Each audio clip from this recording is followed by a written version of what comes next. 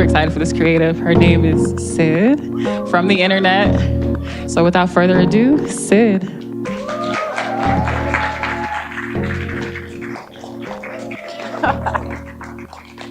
How did you really get into production and engineering? Like, what motivated you to just wanted to get into that?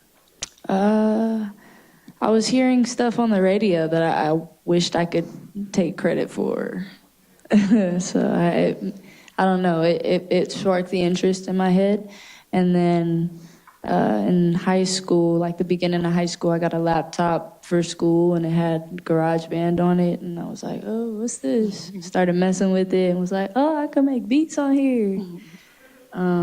Started just trying to make beats, and then from then, like I knew, you know, you always grow up knowing somebody who raps or sings or something. I knew some kids who rapped, and next thing I know, I'm trying to like buy a microphone and an interface and, you know, put a studio together and make things sound good. Mm-hmm. You found your sound now versus, are you still in discovery mode, or? I think you have to constantly be trying to discover new techniques and new things. I think I have a style for sure. I think I've always had a style. In hindsight, okay, like I realized I always have had a style. I used to think it was just trash, but it actually is just my style. But I don't know. I think as artists, we're constantly evolving. You know, whether majority of people can see it or not, like we're constantly evolving. So I have a style, but 10 years from now, my beats aren't gonna sound the same. You might still know I made them, and you'll see some type of evolution. So I guess that helps with your inspiration. Is it traveling and just being able to be mobile and create anywhere? Is that what you prefer? Definitely.